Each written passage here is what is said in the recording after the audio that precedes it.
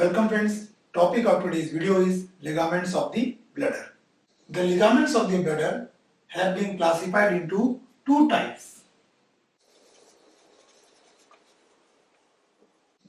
Okay, that is the true ligaments, another one is the false ligaments. The true ligaments are 9 in number and the false ligaments are 7 in numbers. Out of these 9, one is developmental and the rest 8 are due to the condensation of the pelvic fascia.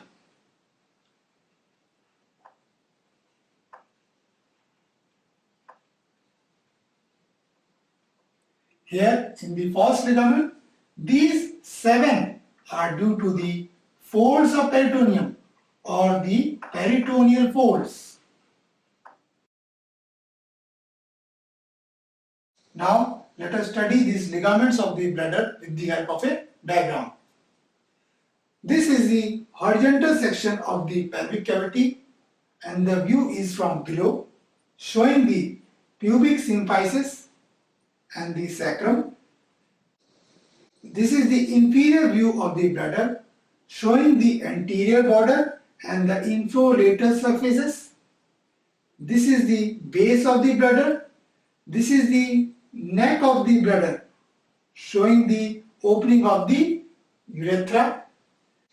These are the two lateral angles of the bladder into which enters the ureter. This is the cut section of the rectum. This is the obturator internus muscle.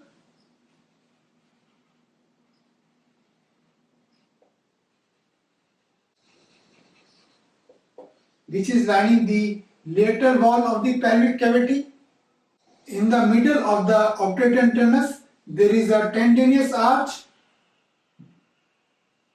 which is a thickening over the obturator fascia. Now, there is another diagram, which is a sagittal view, which is showing the umbilicus, the cut section of pubic symphysis, and the lateral view of the urinary bladder. This is the apex of the urinary bladder, this is the base, and this is the neck of the bladder. This is the superior surface. Now the true ligaments of the bladder.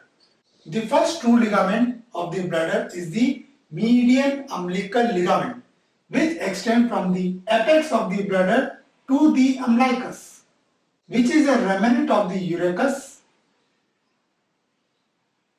and this urachus develops from the adventice. We can make this medial umbilical ligament in this diagram also. From the apex it goes toward the umbilicus. Okay. Now the other true ligament. There are 4 puboprostatic ligaments in male or pubovesical ligaments in female. 2 ligaments lies on each side of the bladder, that is a medial puboprostatic ligament and a lateral puboprostatic ligament. That makes a total of 4 puboprostatic ligaments. The medial puboprostatic ligament extends from the bladder neck to the pubic symphysis on both sides of the bladder. And the lateral puboprostatic ligament also extends from the bladder neck to the anterior end of this tendinous arch present on the obturator fascia. Okay, so this was the 2 puboprostatic ligament in males. Since the prostate is absent in the females around the neck of the bladder, therefore they are directly extending from the neck of the bladder to the pubic symphysis. Therefore they are known as pubovesical ligament in females. This was the medial puboprostatic ligament and this was the lateral puboprostatic ligament. Now a pair of lateral ligament of the bladder which extend from the infrolateral surface of the bladder towards this pelvic fascia and get attached to the tendinous arch over the obturator fascia.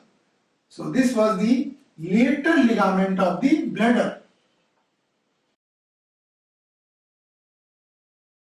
Now a pair of posterior ligaments of the bladder which extend from the sides of the base of the bladder from here towards the lateral pelvic wall. So this was known as posterior ligament.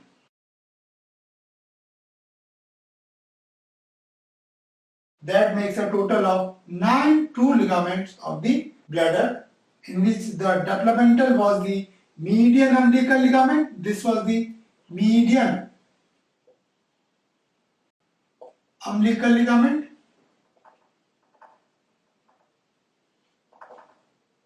and the rest 8, that is the posterior ligament, the lateral ligaments and the posterior ligament, are due to the condensation of the pelvic fascia. Now we will discuss the false ligaments of the bladder. As we have already learned that they are 7 in number, and they are basically the peritoneal folds or the folds of peritoneum extending from the bladder to the wall of the pelvic cavity. To understand that, let us recall a diagram of the horizontal disposition of the peritoneum in the infracoelic compartment.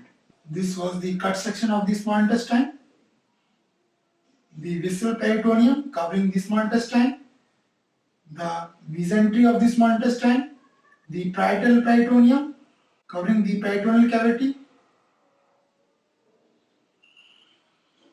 On the anterior aspect, there was some folds present on both the sides and in the midline.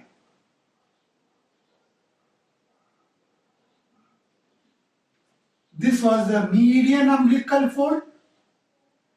These were the two medial umbilical folds, and these were the two lateral umbilical folds. This median umbilical fold was due to the presence of a ligament here beneath it. That was the median umbilical ligament, which was extending from the apex to the umbilicus. So this fold was present here. This fold was known as median umbilical fold. So this is the first false ligament of the bladder.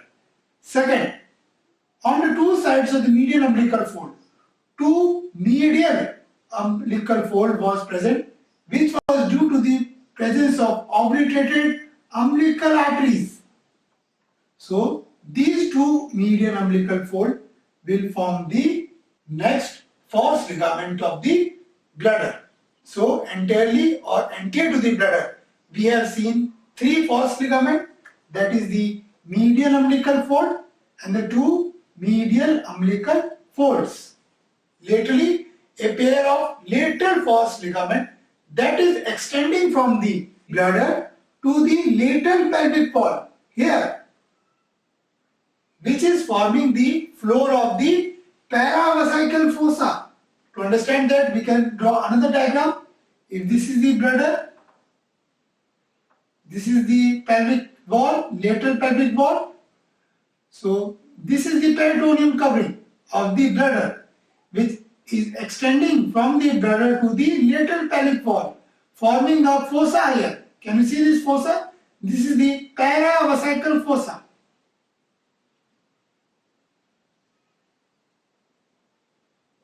And this fold of peritoneum extending from bladder to the lateral pelvic wall, from here to here, is known as lateral false ligament of the bladder, that is present on both the sides of the bladder.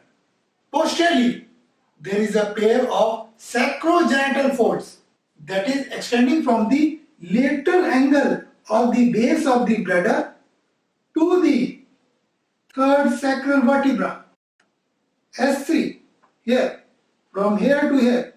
These are the folds of peritoneum from the lateral angle to the third sacral vertebra. This fold of peritoneum is known as sacrogenital folds. Now, two important things. First, This sacrogenital fold is forming the lateral limits of the fossa which is present here between the urinary bladder and the rectum, which was known as rectovesical pouch. Okay. Next, the true ligaments, where the condensation of the pelvic fascia, which was present outside the peritoneal lining. So, in this diagram, if we draw the lateral true ligaments of the bladder, this was the lining peritoneum, which was forming the false ligaments of the bladder.